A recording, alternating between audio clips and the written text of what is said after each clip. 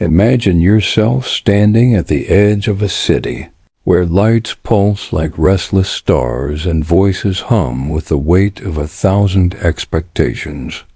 In the quiet of your heart, a question stirs. Am I enough? It's a whisper that finds us all, slipping into the cracks of our days when we hesitate to speak in a crowded room, when we scroll through lives that seem to shine brighter than our own, or when we lie awake wondering if we've chosen the right path. Self-doubt is a shadow trailing us through our work, our families, our dreams. It speaks in the voice of a young woman at her desk, her inbox a mountain she fears she'll never climb. It echoes in the heart of a father, watching his children grow, questioning if his guidance is enough. It lingers in the smile of a friend at a gathering, feeling unseen amid the laughter. These are not mere thoughts, they are the weight of a world that demands we be more, do more, know more. In this age where time races and comparisons flood our screens, doubt has become a heavy companion. A teacher doubts her impact as students drift away. A son wonders if he honors his parents' sacrifices. A neighbor feels small beside another's success. Yet, what if this doubt is not a burden to cast off, but a doorway to wisdom? In the teachings of the Buddha, every struggle is a chance to awaken. Doubt, when met with courage, can lead us to clarity. The Buddha once said, "All that we are is the result of what we have thought." This truth, like a lantern in the fog, invites us to look within, to see doubt not as failure, but as a call to understanding. Long ago, a traveler wandered through misty mountains, seeking a mirror to show his true self. His journey, like ours, was not about finding answers in the world, but discovering the quiet truth within. Let's walk with him now, step by gentle step, and see where his path leads. Through a mountain valley, where the air was cool and mist curled like a gentle hand around the peaks, a traveler walked, his sandals worn, his heart heavy with questions. In his village, he was known as a seeker, always chasing the answer to a single burning question. Who am I, truly? He had heard tales of a legendary mirror, hidden deep in these mountains, said to reflect not just a face, but the soul itself. With every step, he imagined this mirror would show him a self he could trust, a self free from the doubts that gnawed at him, like a wind that never stills. He remembered moments of faltering, a day when his crops failed and the village whispered of his shortcomings. A night when his sister turned away, her words sharp with disappointment. These memories fueled his quest, each one a weight in his pack. He climbed higher, through forests where birds sang of forgotten truths, past streams that murmured secrets he could not yet grasp. At last he reached a temple, its wooden beams weathered by time, its silence a balm to his restless mind. An old monk sat there, his eyes kind, his presence like a stone smoothed by years of flowing water. The traveler bowed and spoke of his quest. "I seek the perfect mirror," he said, "to see who I am, to silence the voice that says I am not enough."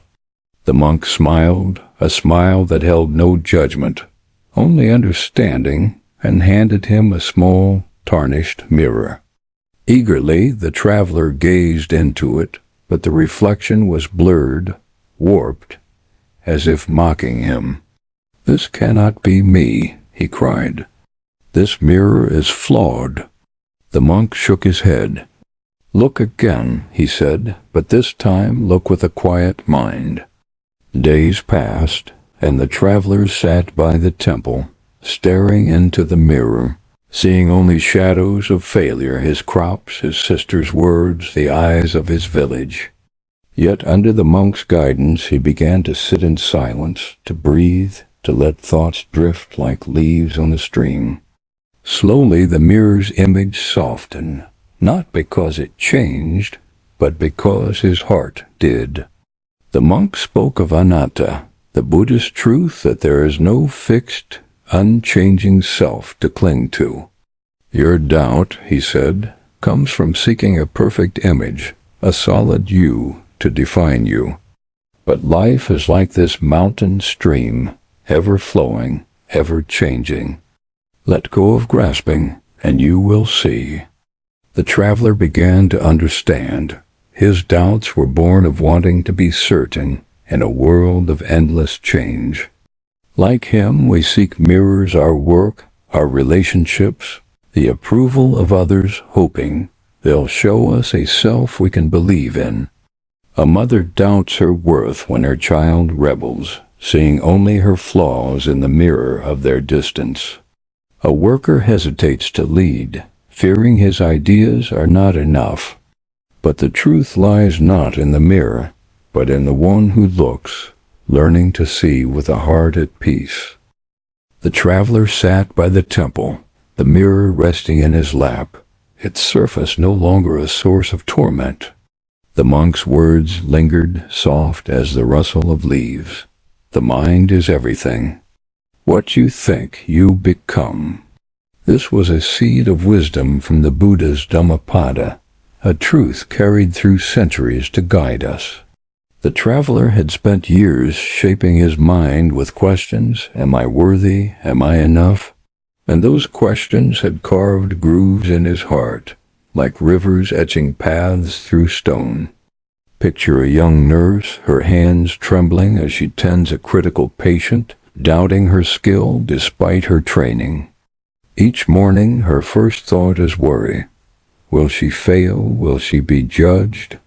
Or consider a father watching his teenage daughter pull away, her silence a mirror reflecting his fear of inadequacy. These thoughts repeated become truths, not because they are real, but because we weave them into our being. The Buddha's Four Noble Truths teach that suffering, or dukkha, arises from craving a flawless self, a life without mistakes. Self-doubt is such a craving, born of the mind's restless desire to be certain in an uncertain world. The monk taught the traveler to pause, to watch his thoughts as one watches clouds drifting across a vast sky. Do not cling to them, he said, nor push them away. Simply see them and let them pass. This is mindfulness, a cornerstone of the Noble Eightfold Paths. Right effort and right mindfulness. The traveler began to practice, sitting each morning, breathing slowly, noticing thoughts of failure, his crops, his sister's words without letting them define him. Slowly he saw his doubts as stories, not truths, stories he could choose to set aside. Imagine a teacher standing before a restless class, her confidence shaken by a student's dismissal. She pauses, takes a breath, feels the ground beneath her feet. The thought, I'm not good enough, drifts by, but she lets it go, focusing on the moment, the chalk in her hand, the curiosity in a student's eyes. This practice is available to us all, whether in the quiet of a morning or the chaos of a busy day. The Buddha's disciple Moggallana, once plagued by restless thoughts, found clarity through mindfulness. He sat in meditation, observing his mind until it stilled, like a lake undisturbed by wind. His story reminds us, doubt is not a wall, but a wave passing through if we let it. Try this now.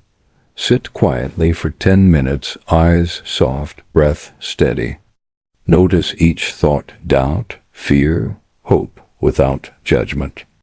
Let it pass like a leaf on a stream.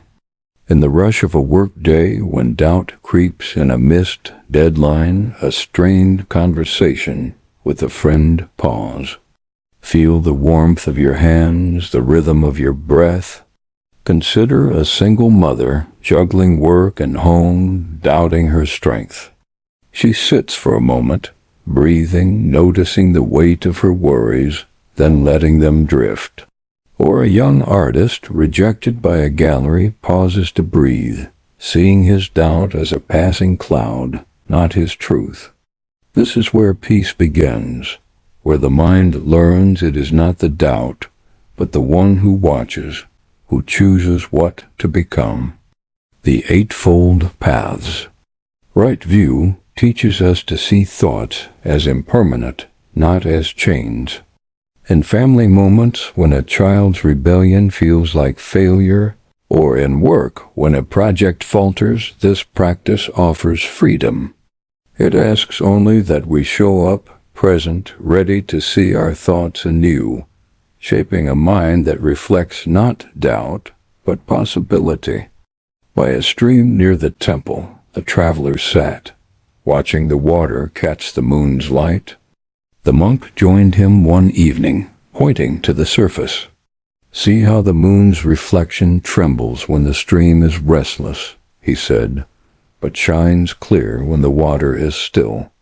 This image, known as like the moon reflected in water, is a Zen teaching, a truth that only a calm mind can see things as they are. The traveler nodded, his doubts like ripples, distorting the truth of who he was. In our lives, ripples come often. A young man scrolls through his phone, seeing others' promotions, travels, perfect families, and feels his life lacking. A mother lies awake, replaying a sharp word to her child, wondering if she's failed. A couple, caught in a misunderstanding, lets doubt cloud their love, each fearing they are not enough. These moments stir the waters of our mind, obscuring our worth. The Buddhist practice of dhyana, or meditative focus, offers clarity. The monk taught the traveler to sit, to breathe, to let thoughts settle like sediment in a jar. "Do not chase the moon's reflection," he said, "for it will only break apart. Let the water still, and the moon will appear." This is not mere poetry, but a practice for us all. Consider a student overwhelmed by exams, doubting her ability to succeed. She sits for 5 minutes, focusing on a candle's flame, letting thoughts of failure drift by. She feels the warmth of the light, the rhythm of her breath, and finds a quiet strength. Or picture a husband and wife, their words sharp after a long day.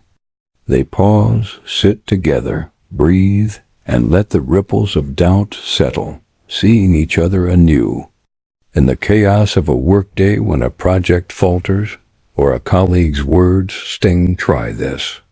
Sit quietly, eyes on a single point, a tree, a cup, your breath.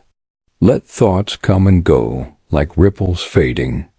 The Zen master Huining once said, "The mind is like a clear mirror. Keep it free of dust." Doubt is dust, but the mirror remains. A woman, estranged from her sister after years of silence, sits by a window, watching rain fall. She breathes, lets the pain of their distance pass, and finds the courage to write a letter, a small step toward healing. Or a retiree facing the quiet of an empty home doubts his purpose. He sits, focuses on the sound of birds, and feels a spark of peace, a reminder that his worth endures. This practice, rooted in Zen, is like a lotus rising from mud pure, unshaken by the chaos below. The Buddhist teaching of impermanence reminds us, doubts are fleeting like ripples on water. In the pain of a lost job, the ache of a friend's betrayal, or the fear of aging, this practice brings clarity. Try it now. Sit for 5 minutes, eyes soft, focusing on a sound, the wind, a clock, your breath. Let doubts arise and pass, like waves on a shore. This is the moon's reflection, the truth that emerges when we still the mind, seeing ourselves not as our doubts, but as the light that endures. The traveler, now familiar with the stream's lessons, began to see more than the moon's reflection. He saw the shadows of his thoughts, memories of feeling small, words from others that left scars. Why, he wondered, did these doubts cling so tightly? The monk spoke gently. To free yourself from doubt, you must know its roots. They lie not in the world, but in how you hold it. The Buddhist teaching of the 5 aggregates form: sensation, perception, mental formations. Consciousness reveals how we weave a fragile self from fleeting experiences. A young woman hesitates to share her ideas at work, fearing they're not enough, clinging to a perception of inadequacy. A father doubts his worth when his child turns away, mistaking a moment for the whole. These are the roots of turmoil. We grasp at fragments, believing they define us. The monk shared the story of Ananda, the Buddha's disciple, who doubted his wisdom despite his learning. Ananda sat observing the 5 aggregates, seeing his doubts as passing waves, not him. The traveler tried this, sitting each day, noticing his body's weight, his breath's rhythm, the thoughts of failure, his crops, his sister's words. He saw them as threads, not the tapestry. This is the teaching of karma. Doubts grow from habits of mind, but we can plant new seeds. A grandmother, facing the loss of her partner, doubts her strength to go on. She sits, writes in a journal, "What thoughts shape my pain?" She sees her fear as a sensation, not a truth, and finds quiet courage. Consider a young man passed over for a promotion, his confidence shaken. He sits, notices the tightness in his chest, the thought, "I'm not enough," and lets it pass, like a cloud moving on.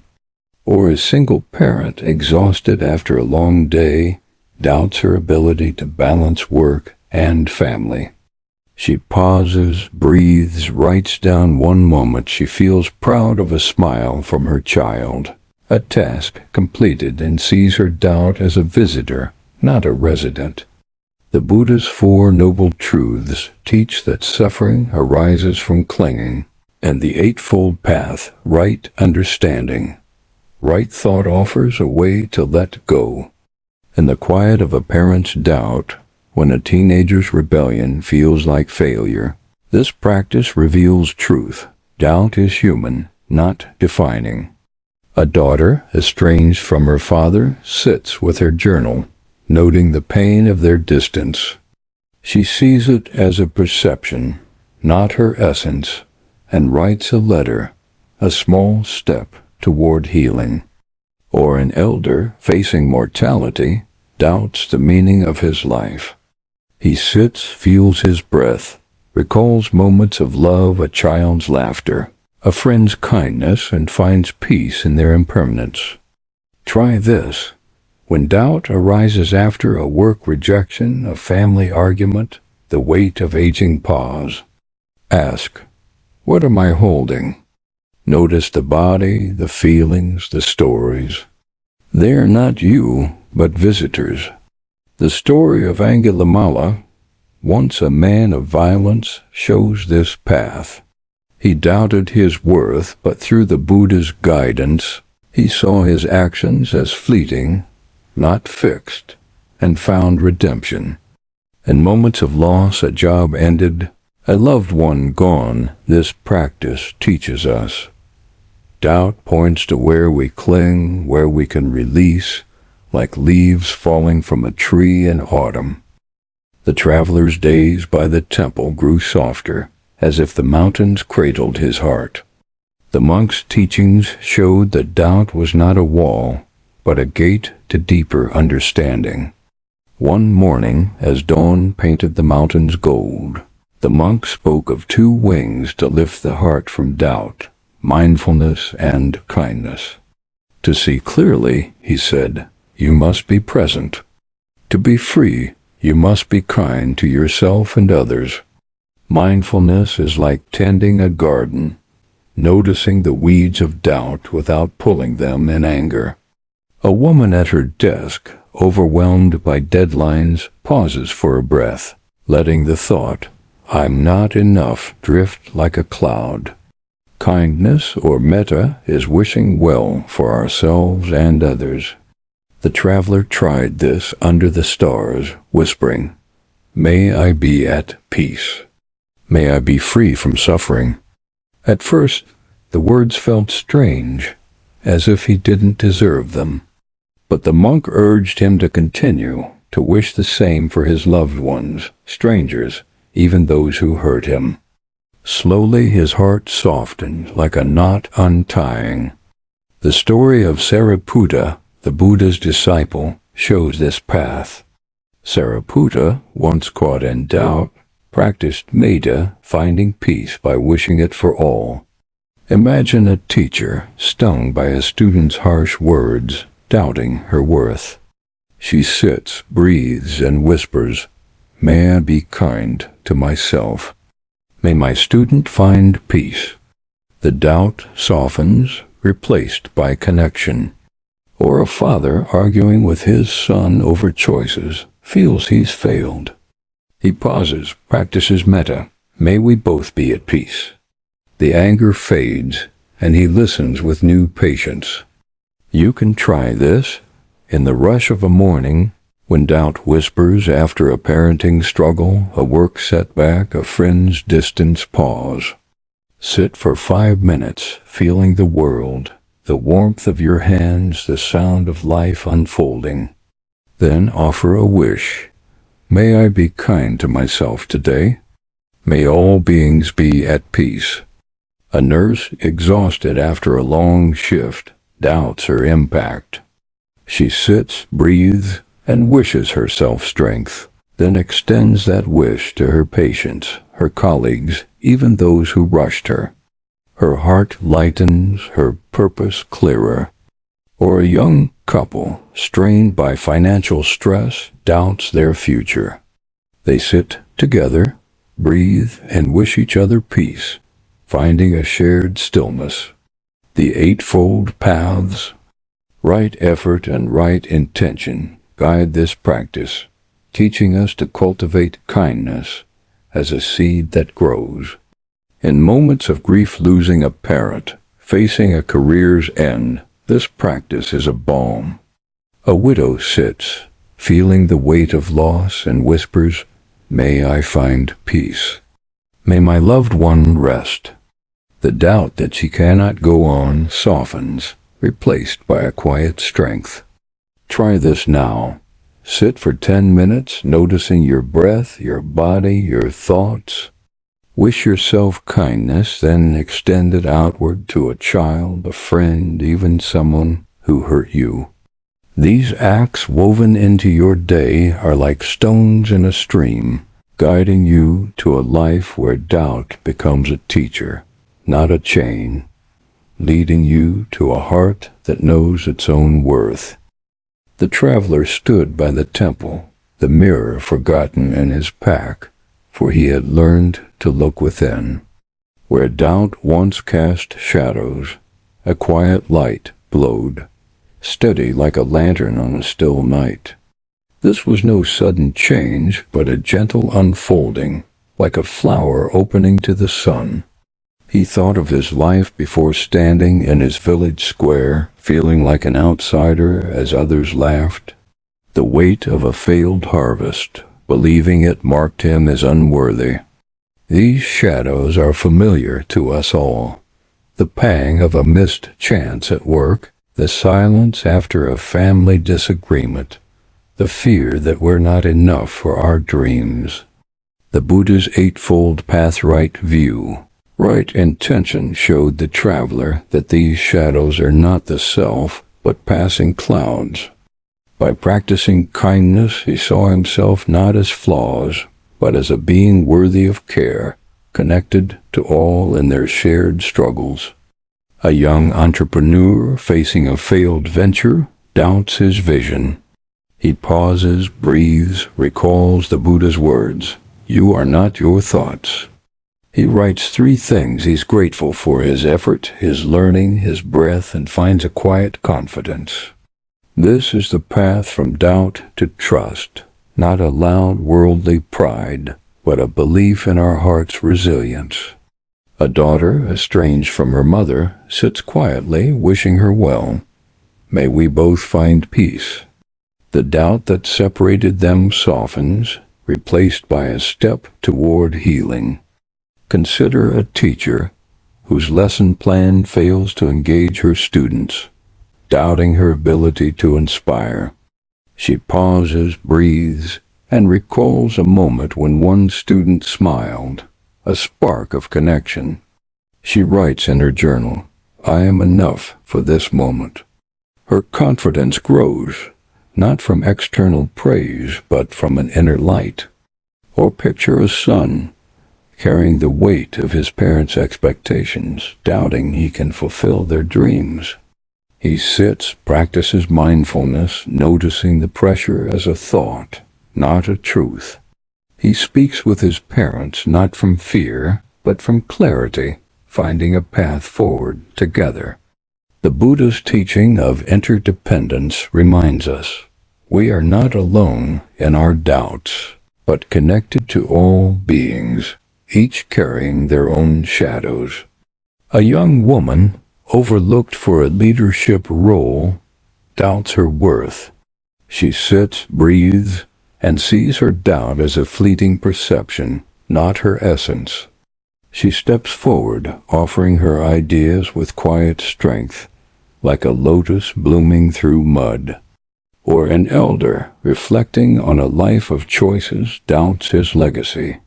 He sits, recalls moments of kindness, a hand held, a lesson shared, and finds peace in their ripple. The story of Visakha, a lay disciple, shows this path. Visakha, once troubled by doubt, found clarity by serving others, seeing her worth in acts of generosity. Try this.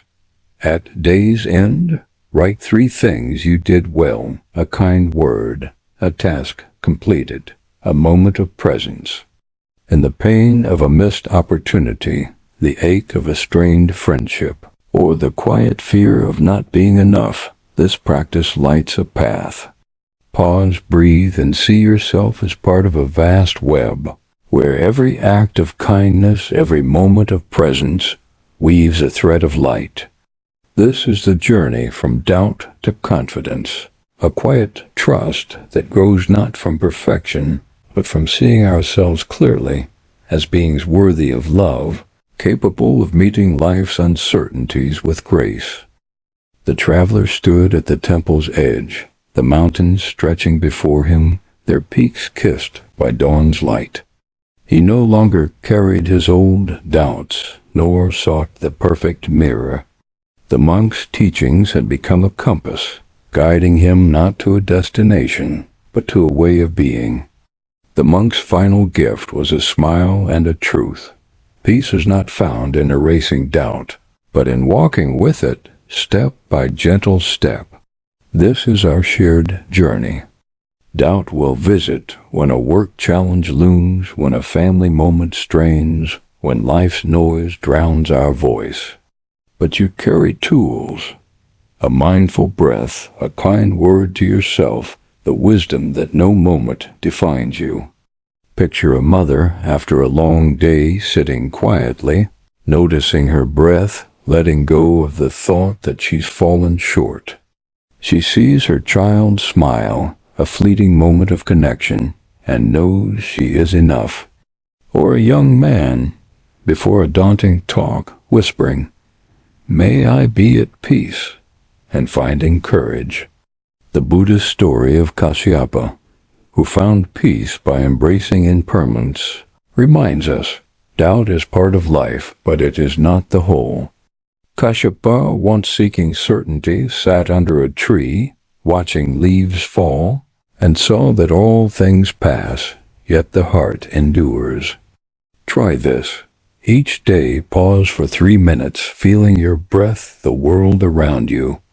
Write one kind thought about yourself, a moment you showed strength, a time you listened. Share this practice with a friend, a child, a stranger. A nurse, doubting her impact after a patient's loss, sits, breathes, and recalls a moment she eased someone's pain. Her doubt softens, her purpose clearer. Or a couple, facing the grief of losing a parent, sits together, breathing, wishing peace for themselves and their loved one. The pain remains, but it no longer defines them. The Four Noble Truths teach that the path to peace, the Noble Eightfold Path, is a practice, not a destination. In moments of transition, a career's end, a child leaving home, doubt arises, but so does opportunity. A retiree, doubting his purpose, sits, feels the warmth of the sun, and volunteers to teach children, finding meaning in small acts. Or a parent, watching their child struggle, doubts their guidance. They pause, practice metta. May we both find peace and listen with new patience. This practice is like a river, carrying us through life's uncertainties. In the face of loss, a loved one's passing, a dream unfulfilled, sit with the pain, knowing it too will pass, like clouds across a sky. The traveler's story, the moon's reflection, the mind's quiet power, they are yours. Begin today with one breath, one kind thought, one moment of presence. Let this be your path, not to a distant goal, but to a life where peace is a practice. Step gently, dear one, and know each step is enough.